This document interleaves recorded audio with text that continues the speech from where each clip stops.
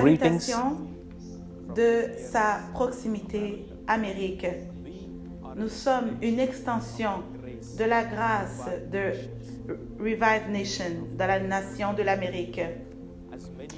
Comme plusieurs d'entre vous savez déjà, notre père spirituel, prophète Shaiju Matthew, a reçu une vision dans un appel audible de Dieu concernant le réveil qui arrivera bientôt dans la région de la Californie. Pour les dernières années, nous avons rassemblé des gens pour prier et chercher la face de Dieu pour ce réveil. Et ce dimanche passé, nous avons eu l'honneur et le privilège d'avoir notre prophète qui a partagé la voix de Dieu dans ces murs. Nous avons eu des représentations de différents États de l'Amérique. Il y a des gens qui se sont rassemblés en attente à écouter. Et quand l'homme de Dieu a commencé à répondre à une question posée par une sœur, l'impact de la réponse a été tellement grand que nous avons tous été capables de ressentir le feu du Saint-Esprit commencer à toucher nos os. Les vibrations du Seigneur étaient relâchées dans notre esprit. Peuple de Dieu, c'est une chose de penser que nous connaissons les choses, mais c'est une autre chose d'en être témoin quand vous rentrez dans cette dimension. Quand vous voyez un manoir, vous savez que c'est très joli de l'extérieur, mais attendez jusqu'à ce que quelqu'un qui habite déjà ce manoir vous ouvre la porte et vous accueille à l'intérieur pour finalement être témoin des beautés et de la dimension qu'il y a à l'intérieur. C'est à ce moment-là que, assurément, vous pouvez dire « Oui, j'ai été témoin de cette dimension ». Alors, c'est dans ce même train d'esprit, peuple de Dieu, que nous, quand nous commençons à entendre la voix de Dieu nous attire à cette nouvelle dimension et elle nous accueille jusqu'au cœur de Dieu pendant que nous écoutons les paroles du prophète. Peuple de Dieu, maintenant, j'aimerais que vous préparez vos cœurs et vos esprits parce que ce que vous êtes sur le point d'entendre est la réponse que le prophète a apportée par rapport au dimanche passé. Pendant que vous commencez à écouter, j'aimerais que vous sachiez que nous sommes introduits dans une nouvelle dimension de compréhension de notre Dieu que nous connaissons. Alors, peuple de Dieu, préparez-vous dans le moment, dans ce temps. Nous sommes sur le point de rentrer dans les feux du réveil qui sont sur le point de toucher vos os. Je ne suis pas sûre de savoir si vous m'entendez bien. Oui, nous vous entendons.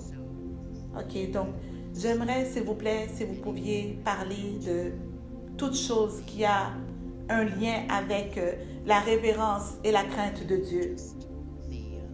Et l'importance, l'impact, le sérieux de la chose. Ah, c'est très intéressant. Puis-je demander pourquoi cela vous intéresse? Oui, parce que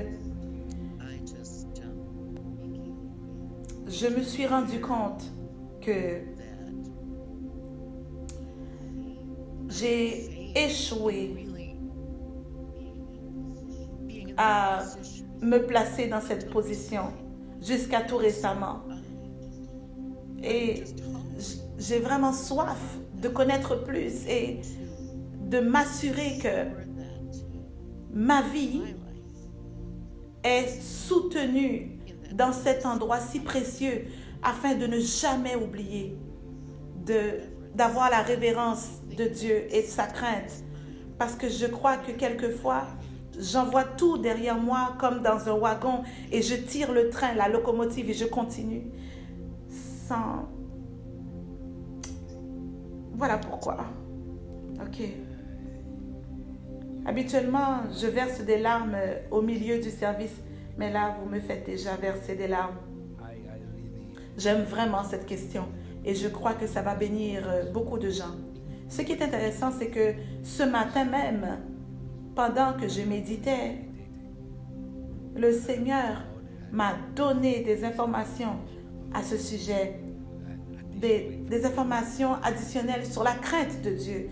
Donc, il n'y a pas de surprise qu'elle pose cette question. Et vous devez entendre sa perspective, peuple de Dieu.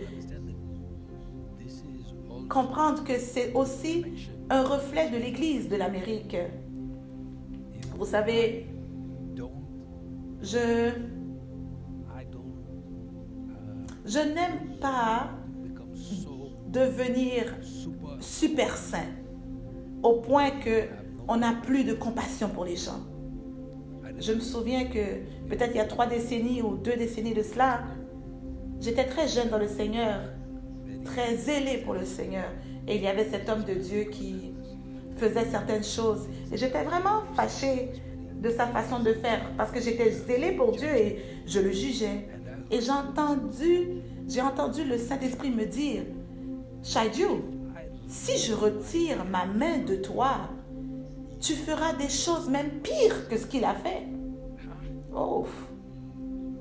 Ce jour-là, j'ai vraiment décidé de ne plus jamais sauter sur des conclusions des églises il y a des églises qui aiment juger les gens. Ah, il n'est pas droit, il ne porte pas les bons pantalons, sa jupe est trop longue, elle ne sourit pas bien, elle ne se tient pas bien. Ça devient comme une culture à cultiver des églises. Ils sont pris avec l'apparence, ils sont coincés dedans. Donc, l'autre extrême qu'il y a, c'est que les gens peuvent dire, ok, moi, je ne me soucie pas de l'apparence, je me soucie de Dieu. Mais vous devez comprendre que les Écritures déjà disent que Dieu voit au cœur et l'homme voit à l'apparence. Ce qui veut dire que la seule chose que l'homme peut faire, c'est voir votre apparence.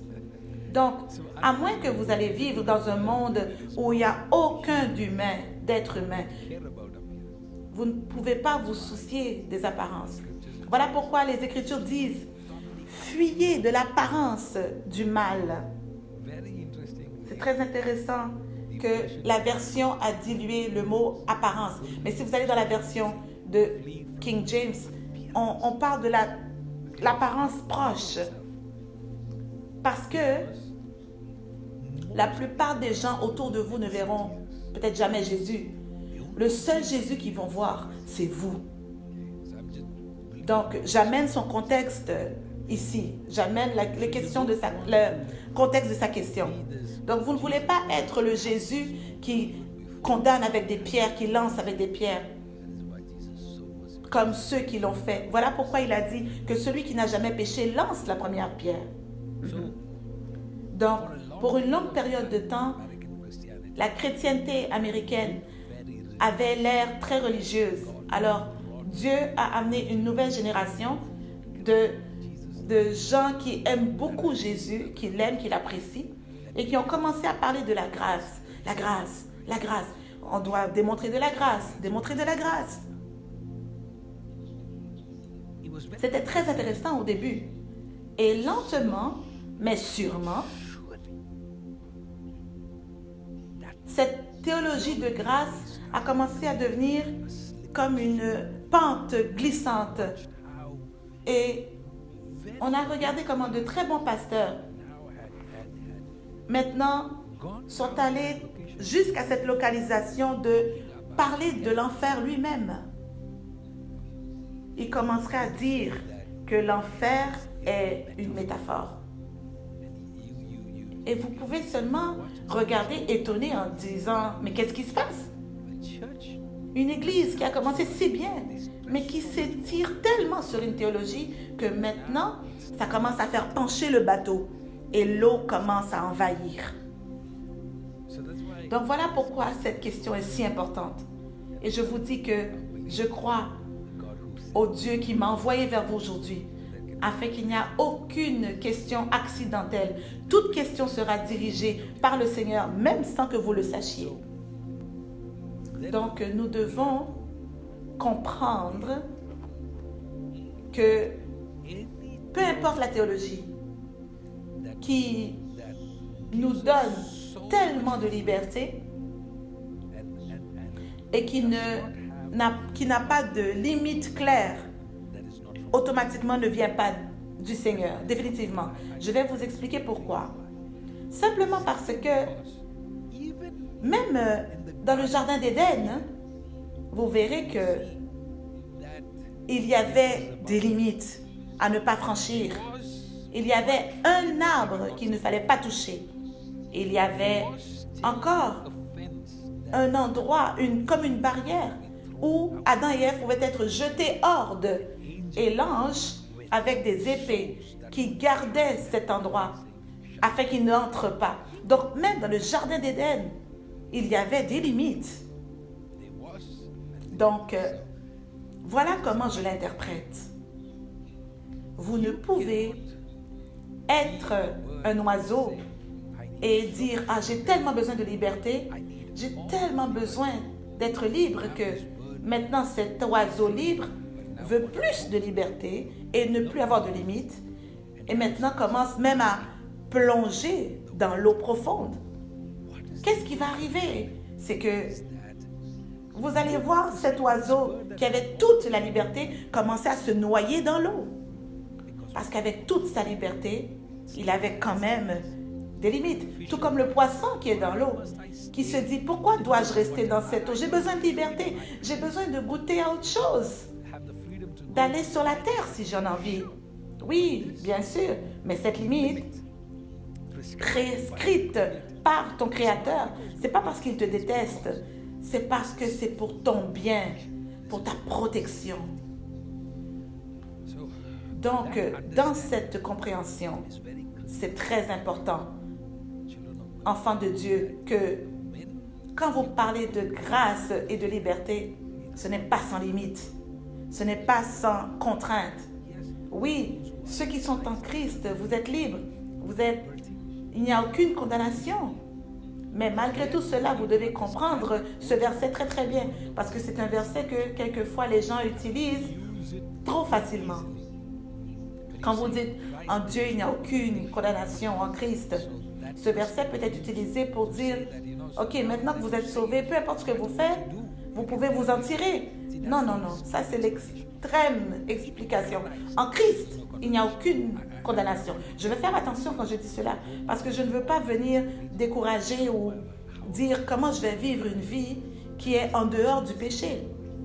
Alors la différence est que la brebis, quand elle est prise, coincée dans la boue, cette brebis est toujours en train de crier et dire « je veux sortir de cette saleté ». Elle crie « bé, bé ». Elle commence à pleurer jusqu'à ce que le berger la localise coincée dans cette boue, dans cette argile. Et avec toute cette saleté, il la porte sur ses épaules et la fait sortir et l'amène à un endroit sécuritaire. Mais si vous regardez un cochon, les pourceaux s'amusent dans la saleté. Si un cochon entre dans la saleté, dans la terre, la boue, vous verrez qu'il ne voudra pas s'en sortir. Non, il va rester, demeurer dedans. Il aime cet état. Vous pouvez même ramener ce cochon à la maison, lui donner un bon bain chaud. Vous pouvez le parfumer. Vous pouvez même lui donner une bague en diamant et le laisser maintenant libre. Vous verrez que tout de suite, il retournera à ce même exact endroit de là où vous l'avez tiré. Même si vous mettez un rouge à lèvres très très dispendieux, même si ses boucles d'oreilles sont magnifiques, ce que vous lui avez offert, ce cochon va encore aimer cet état boueux de terre, de saleté. Donc c'est la même chose avec l'enfant de Dieu qui est en péché et qui est encore en Christ. À ce moment-là, cet enfant de Dieu est constamment en train de crier à Dieu, « Seigneur, retire-moi de là. » Donc en Christ, il n'y a aucune condamnation. Comment savoir que si vous êtes en Christ, non, pas parce que vous êtes parfait, sans péché, mais si vous êtes en Christ, votre esprit continue de crier, de pleurer à Dieu. « Seigneur, je n'aime pas ça. Je ne veux pas être dans ça. Je ne veux pas regarder ces choses. Je ne veux pas agir comme cela. L'Esprit de Dieu, voilà comment vous savez que vous êtes en Christ. Et parce que vous êtes en Christ, il n'y a aucune condamnation. Voilà la différence. Maintenant que j'ai établi la base, les fondements, aidez-moi, laissez-moi vous aider à comprendre la crainte de Dieu. Ce que je vais vous enseigner va vous aider à accélérer votre marche avec Dieu. Voilà la beauté de tout cela. Ça ne sera pas de dur labeur ou trop difficile à être accessible. Non. En fait, ça va vous aider dans votre marche avec Dieu. La perspective est tout dedans. Donc, si vous regardez un enfant de Dieu qui essaie de comprendre la grâce dans la théologie et l'amour, donc, vous avez grandi dans l'église et l'école du dimanche et vous continuez à entendre que Dieu est amour, Dieu est amour, Dieu est amour. Excepté que dans la pensée de ces enfants, il y a la compréhension que Dieu est amour. Ils interprètent que Dieu est amour comme l'amour qu'ils ont vu en leur père, en leur mère. Et la plupart définissent cet amour comme quand leur papa s'est souvenu de leur anniversaire et leur a acheté un beau cadeau. Donc, plusieurs d'entre nous, notre définition d'amour, c'est au travers d'une perspective humaine, ou j'irais même à dire la perspective de l'amour que nous avons est au travers d'une lentille brisée, d'une touche humaine, une exposition humaine qui est arrivée à notre apparence, qui a même brisé peut-être notre enfance. Donc quand vous pensez à Dieu maintenant et que vous pensez que Dieu est amour, vous pensez toujours que c'est peut-être quelqu'un comme le Père Noël qui vient toujours avec des cadeaux. Et d'autres vues détournées que Dieu est amour. Donc, voilà pourquoi quelquefois il y a des gens qui viennent à une conclusion qu'il n'y a pas d'enfer.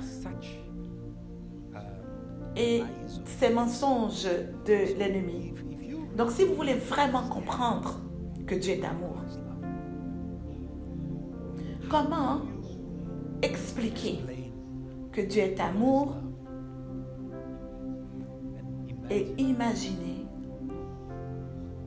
la plénitude de qui il est? Je priais à ce sujet et le Seigneur a commencé à me montrer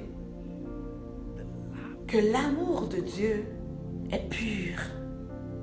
Ok? J'aimerais que vous vous souvenez.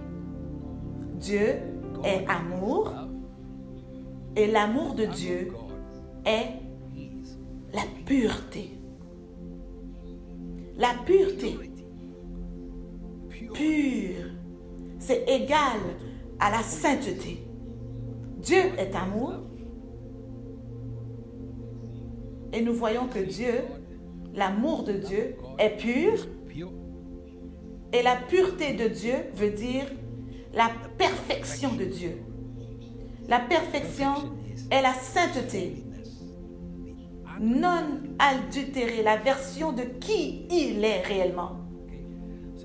Donc, quand nous comprenons Dieu, nous devons comprendre cette partie de lui, qui veut dire qu'il ne peut avoir de péché en lui. Il n'y a aucun péché. Il est parfait, il est saint. Donc, nous comprenons que Dieu est amour, ce qui veut dire que sa compassion est sans fin. Mais même quand sa compassion est sans fin, il est encore parfait, saint. Donc, la façon que son amour vient vers nous, ce n'est pas en acceptant nos péchés, ok? La façon que son amour vient vers nous, c'est en créant un pont pour que nous puissions nous éloigner du péché et nous approcher vers lui. Maintenant, ce pont, c'est Christ, Jésus-Christ.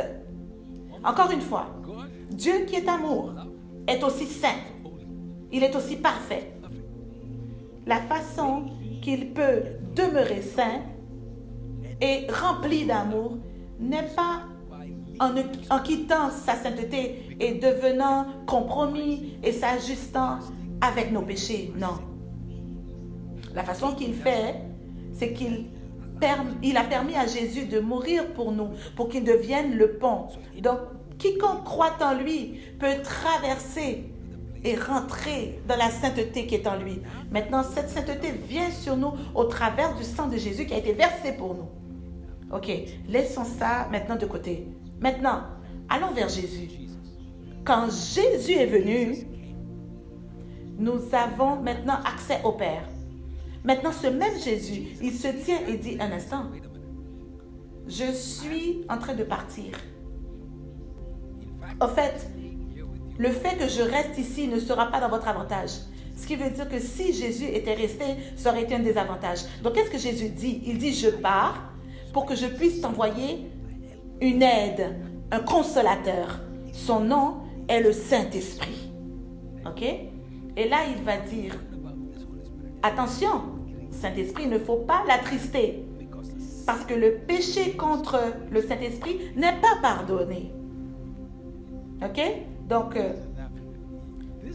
c'est là que ça devient excitant parce que vous voyez le Père qui nous aime tellement, qui nous donne Jésus. Pour qu'au travers de Jésus, nous puissions aller vers le Père. Et Jésus aussi nous fait rencontrer le Saint-Esprit. Il nous dit, un instant, non, il ne faut pas jouer avec lui. Vous ne pouvez pas le prendre pour acquis. Il faut vous souvenir que vous ne pouvez pas attrister le Saint-Esprit, car le péché contre le Saint-Esprit n'est pas pardonné. Donc, il ne dit pas seulement, oui, je te pardonne, je t'aime, mais il te dit au travers du Saint-Esprit, je veux que tu sois consacré à chaque jour. Chaque jour, viens à lui. Chaque jour, purifie-toi avec le sang de Jésus. Chaque jour, va vers lui pour la grâce, la miséricorde et la faveur. Donc, tout ça, c'est la vérité entière. Pas seulement dire Jésus nous aime, Jésus donne la grâce, Jésus, ok, on a la miséricorde en lui. Et tous les nouveaux croyants qui viennent à l'église sont tous excités. Ils disent, oh Jésus, oui, Jésus, yes, il est cool. Et là, tu ne rencontres pas le Saint-Esprit. Là où le Saint-Esprit dit, hey, moi, je ne suis pas là pour que tu puisses rester, demeurer dans ton péché. Je suis là pour t'enlever de là. Je suis là, je vais te montrer la compassion au travers de Christ. Tu as la miséricorde, au travers de Christ, tu as la compassion. Mais je suis aussi ici pour te faire savoir que tu es maintenant préparé à être la fiancée de Christ. Alléluia. Et la fiancée de Christ ne peut être folle. Elle doit être intelligente, sage. Donc, est-ce que vous voyez là où l'Église a besoin de balance, d'équilibre? Christ vient vers nous, nous donne la compassion. Et là, le Saint-Esprit, lui, nous prend et nous prépare à ressembler à la fiancée que Christ mérite. Devenir cette fiancée que Christ mérite d'avoir. Le Seigneur Jésus ne vient pas pour épouser une fiancée qui sort avec trop de garçons. Il ne vient pas pour épouser une fiancée qui est en amour avec ce monde. Donc même sa compassion, dans sa miséricorde, le Saint-Esprit est encore en train de nous purifier. Il est encore en train de nous appeler aux profondeurs. En fait, est-ce que ce ne serait pas la raison pour laquelle, de tout autre endroit que vous pourriez être, le Seigneur s'est assuré que vous êtes en train d'écouter cette voix aujourd'hui, ce soir? Parce qu'il fait encore la même chose au travers de cet enseignement, au travers de cette question de cette chère sœur. Le Seigneur dit, je ne veux pas que tu me vois, je ne veux pas que je veux que tu deviennes comme moi. Je veux que tu deviennes comme moi. Qu'est-ce que c'est devenir comme lui? Qu'est-ce que c'est que de devenir comme lui? En lui, il n'y a aucune ombre. En lui, il n'y a pas de péché. En lui, il n'y a pas de terreur, de noirceur. Il est le juge parfait. Donc laissez-moi le mettre comme ceci. L'Église d'aujourd'hui a compris et embrassé le Père, le Dieu, le Père qui est Dieu. Mais ça, c'est juste un côté de lui. L'autre côté, c'est que ce même Dieu qui est le Père, mais il est aussi votre roi. Il est le roi des rois. Ce qui nous empêche d'expérimenter la puissance du roi, c'est parce que nous ne comprenons pas le royaume. Alors oui, votre Père est quelqu'un qui vous aime, mais aussi le fait que votre Père est aussi un roi.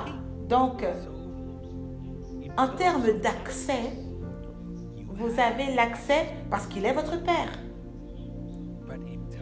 Mais en termes de savoir comment arriver dans sa présence, vous devez encore vous souvenir qu'il est le roi. Donc cet équilibre, nous devons le faire sortir. Parce que il y a des choses que Dieu ne peut vous donner à moins que vous grandissiez à cet endroit de compréhension, à comprendre qui il est en tant que roi.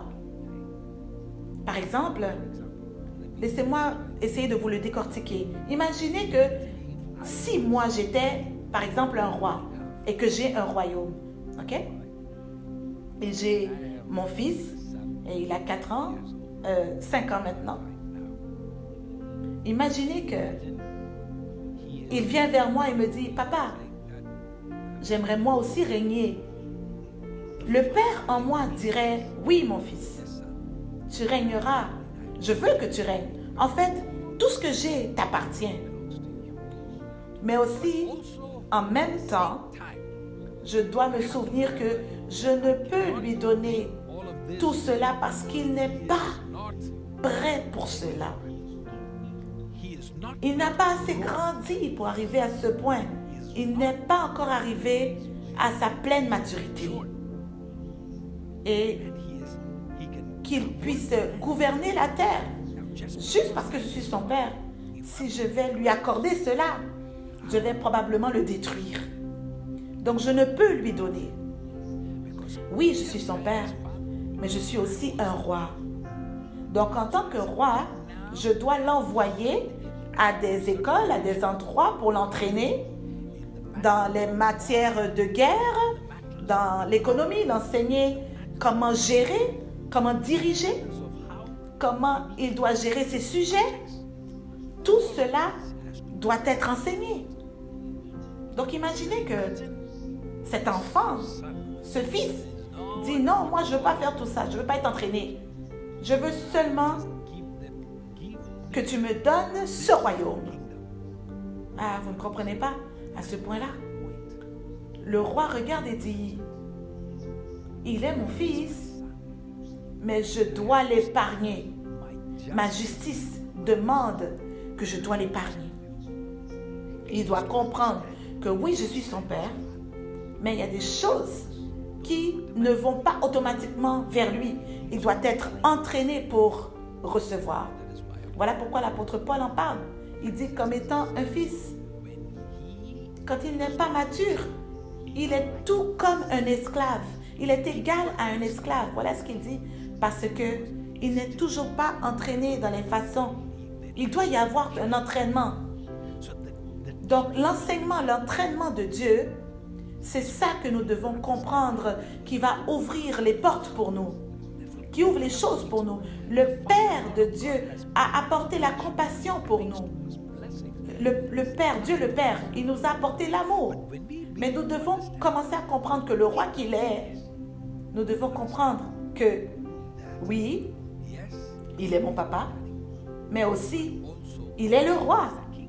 Et voilà pourquoi je ne peux pas aller main vide dans sa présence.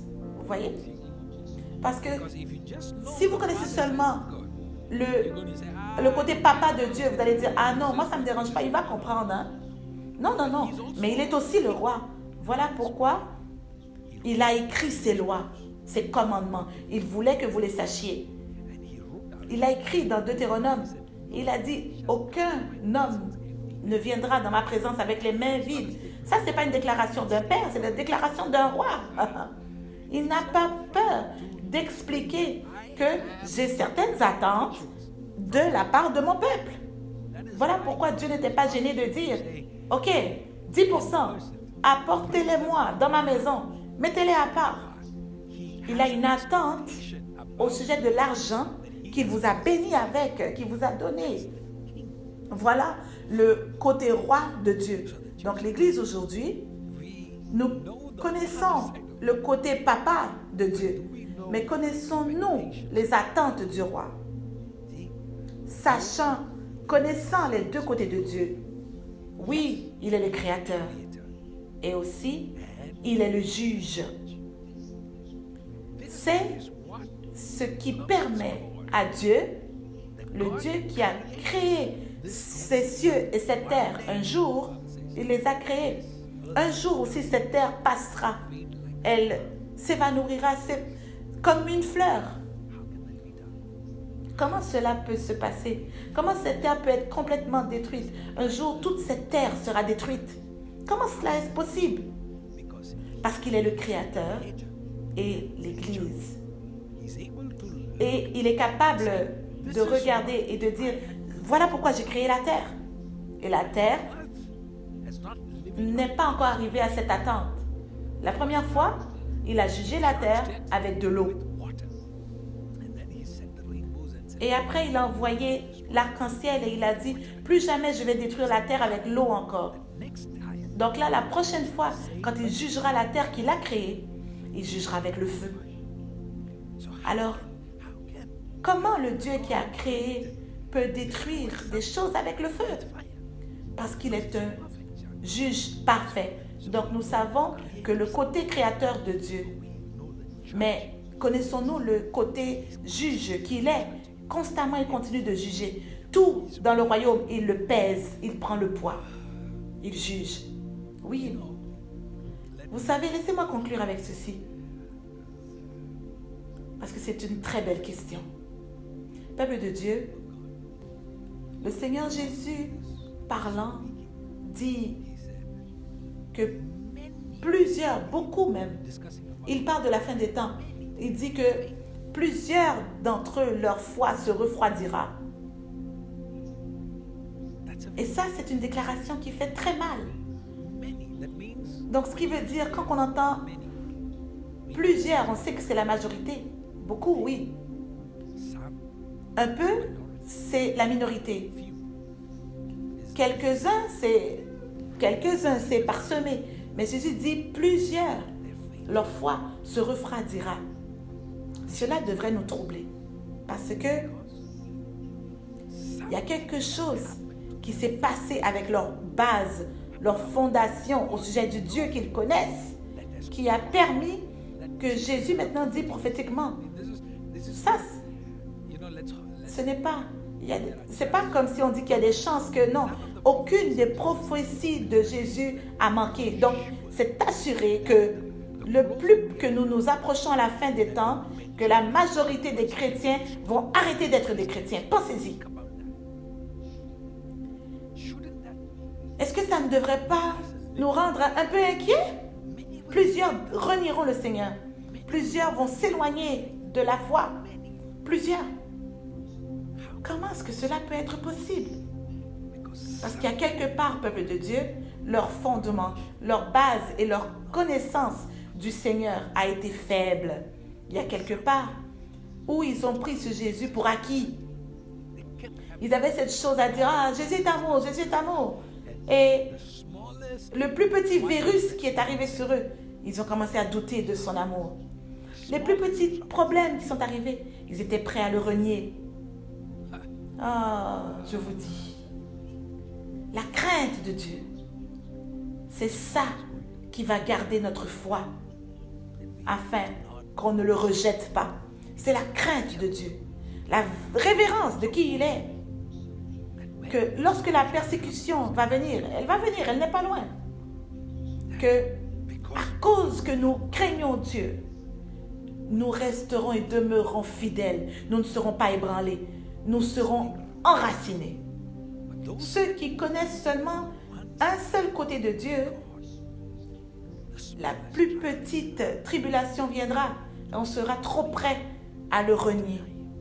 Et je prie que vous ne serez pas un de ceux-là. Que la crainte de Dieu. Oui, mon Père. Nous arrivons à ta présence. Et en même temps, tu regardes comment nous sommes dans ta présence. Ce genre de théologie, ça fait que les gens disent que je peux aller à l'église en Bermuda, je peux porter mon pyjama. Dieu est mon Père, hein? Peu importe, même si je n'ai pas pris ma douche pendant une semaine, c'est pas grave. Et il est aussi ton roi. Je suis désolée si tu es un de ces gens-là. J'espère que tu verras les choses différemment après aujourd'hui. Il y a ce verset dans la Bible, dans le Nouveau Testament qui dit « Approche-toi, purifie ton cœur et lave-toi avec de l'eau pure. » C'est dans votre Nouveau Testament. Alors le Seigneur, même dans le Nouveau Testament, parce que certains d'entre nous ont dit que ça c'est dans l'Ancien Testament, c'est l'ancien. Non, non. Le Dieu du Nouveau Testament n'a pas changé l'Ancien Testament. Et voilà pourquoi, c'est une autre raison pourquoi nous manquons la crainte de Dieu. Parce que dans l'Ancien Testament, ça faisait peur. Mais dans le Nouveau Testament, il y a la grâce. Non. C'est dans votre Nouveau Testament, c'est écrit.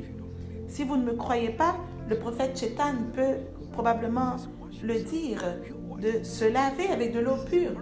C'est important pour nous de comprendre que, oh là là, prophète, nous l'avons ici. C'est dans Hébreux 10, verset 22. Approchons-nous avec un cœur sincère, dans la plénitude de la foi, les cœurs purifiés d'une mauvaise conscience et le corps lavé d'une eau pure. Notre corps lavé d'une eau pure. Hébreux 10, 22. Voilà. Alors on ne peut pas venir dans la présence de Dieu de n'importe quelle façon, n'importe quelle manière. Vous ne pouvez pas marcher dans le service n'importe comment. Vous voyez, quelquefois on peut se demander, Dieu, pourquoi est-ce que tu ne réponds pas à mes prières? Parce que tu ne viens pas vers lui comme tu viendrais devant un roi. Parce que quand tu t'avances devant le roi, il y a des choses nécessaires à faire. Et cette crainte et ce tremblement. Oh, oui, il est mon Père. Je vais demander et je vais... Oh, ok, wow, un instant.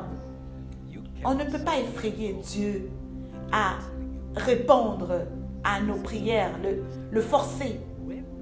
Quand Dieu pose des principes dans le Nouveau Testament, c'est le même Dieu dans le Nouveau Testament. Que ce soit dans l'Ancien ou dans le Nouveau. Il n'a pas changé, c'est le même Dieu. Ses principes demeurent les mêmes. Donc si vous regardez ce Dieu qui dit, vous venez me servir, vous venez me servir, mais je veux que tu portes ce genre de robe faite avec ce genre de doublure, ce genre de matériel, avec ce genre de pierre, avec ce détail, ce genre de couture, de piqûre. Cette personne qui doit le coudre, c'est elle. Hey, qu'est-ce qui fait que l'Église pense que maintenant que le Nouveau Testament arrive, Dieu est amnésique et dit, oubliez tout ça, c'était dans l'Ancien Testament. Donc, ça n'a pas marché. Alors, voilà pourquoi il a dit, je ne suis pas venu abolir la loi, mais l'accomplir. Donc, ce qui veut dire que même dans le Nouveau Testament, quand Christ est sur la terre, il est encore en train de fonctionner dans les mêmes principes. Donc, non, il n'a pas toutes ces pierres que les prêtres de l'Ancien Testament portaient, mais le genre de matériel qu'ils portaient, la robe, la tunique qu'ils portaient, était précieuse. Au point que même les Romains, les soldats romains, ils ont voulu la diviser, se la partager. Ils ne l'auraient pas fait si c'était un matériel quelconque. C'était cousu exactement comme dans les principes de l'Ancien Testament. C'était encore utilisé dans le Nouveau Testament.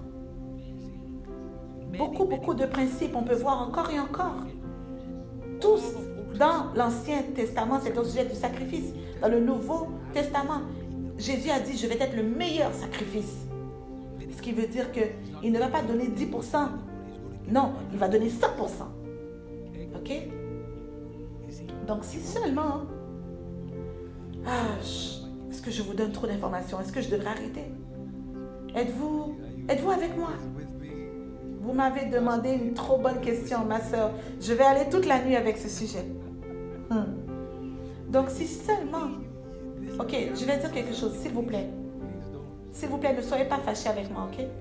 Mais si seulement on pouvait réaliser que il n'est pas obligé de répondre à nos questions, à nos prières.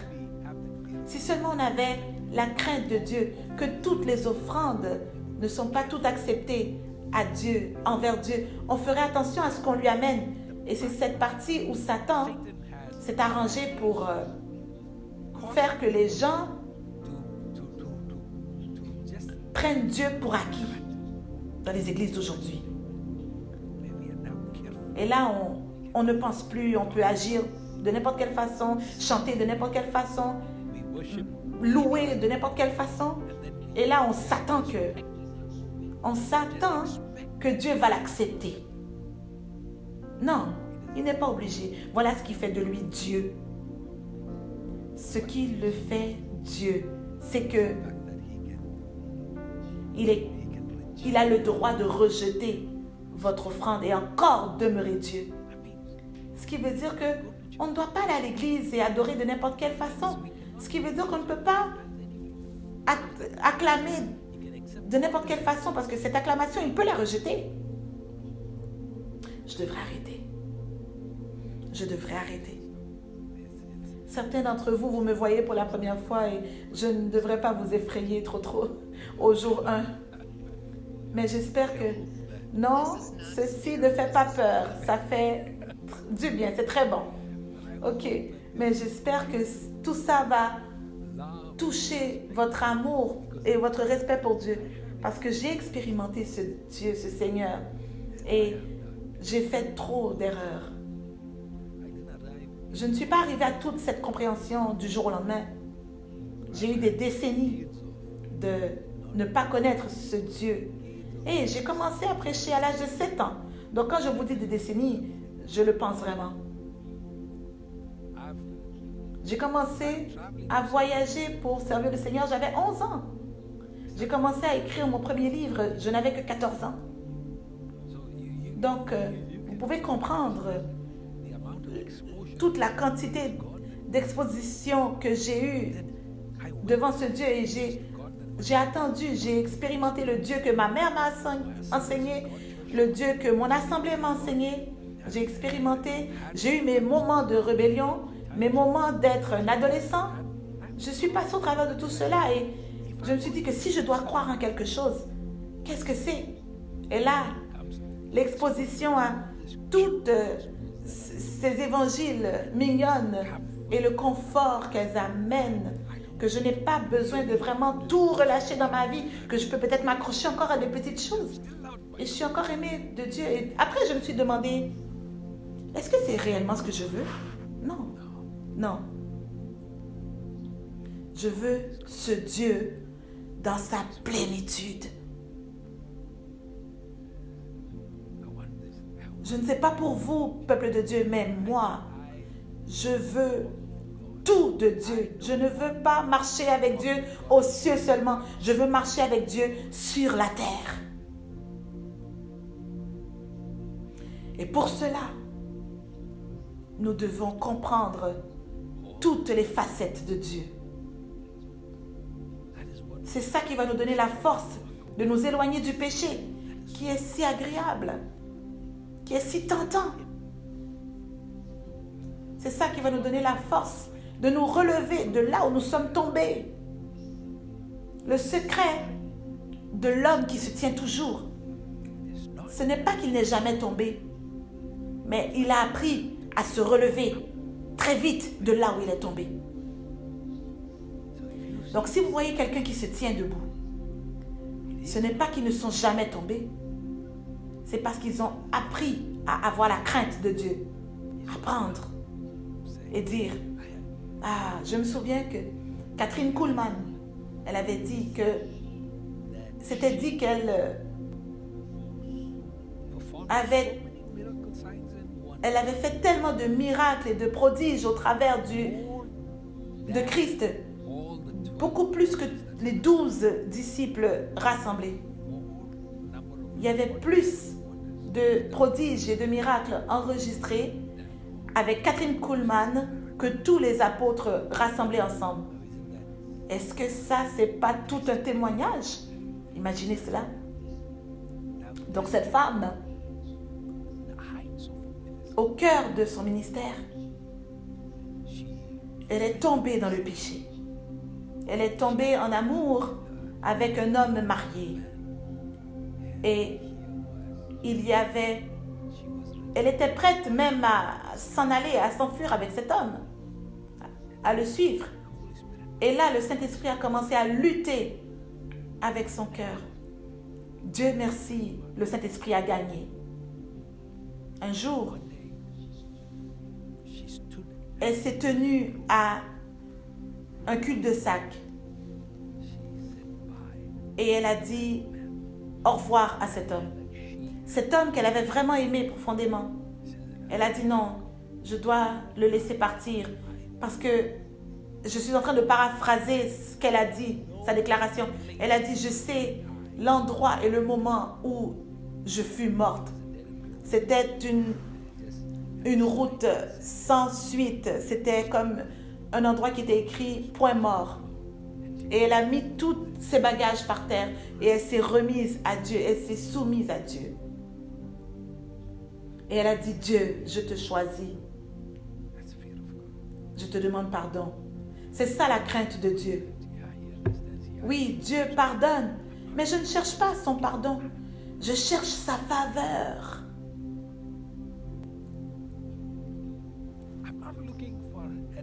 Je ne suis pas en train de chercher un accès dans les cieux. Je cherche un accès à son cœur. Ça, c'est la crainte de Dieu.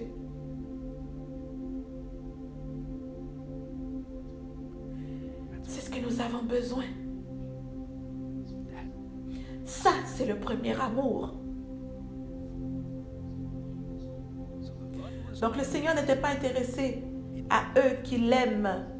Il était intéressé au fait que leur premier amour manquait. Le Seigneur n'est pas impressionné avec une église, des gens qui viennent à l'église bouger des beaux drapeaux et des belles petites danses. Non, non, il n'est pas impressionné. Non, s'il vous plaît. Notre Dieu n'est pas un Dieu si simple qui va être ébranlé par un groupe qui fait du bruit, qui danse et après vous faites ce que vous voulez et il est correct avec ça et vous revenez et vous répétez tout cela chaque semaine. Non, non, non, non. Il cherche tout notre cœur, tout entier. Il ne cherche pas 4 pains. Il cherche le 5e pain que tu ne veux pas abandonner. Voilà pourquoi Jésus a regardé Pierre et a dit, Pierre, est-ce que tu m'aimes? Vous voyez, si Jésus s'était arrêté là, nous tous, on aurait été excusés, pardonnés. Mais non. Jésus a continué et dit, Pierre, m'aimes-tu plus que ceux-là? Il pointait les autres disciples qui étaient là. Et il a dit, est-ce que tu m'aimes plus? Donc ce n'était pas assez que Pierre l'aimait. Ce n'était pas suffisant. Il dit, ce que je veux, c'est que tu m'aimes plus que tout cela.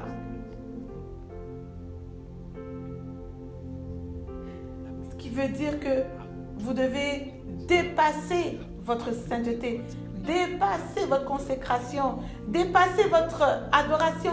Vous ne pouvez pas être comme toute autre personne. Leur standard ne peut pas être votre standard.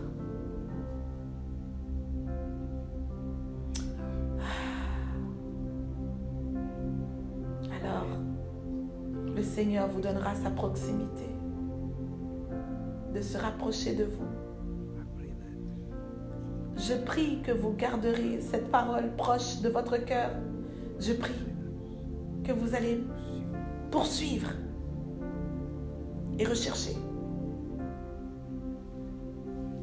le feu. Ce que Dieu veut de nous, c'est que nous devenions du feu, la pureté. Dans le feu, rien d'adultéré ne peut demeurer, rien de souillé ne peut demeurer. Donc ce que Dieu veut de nous, c'est que nous soyons purifiés, qu'on devienne comme le feu. Il veut que son ministère soit comme des flammes. C'est ça le cœur de Dieu. Voilà ce que Dieu veut pour vous. Peuple de Dieu,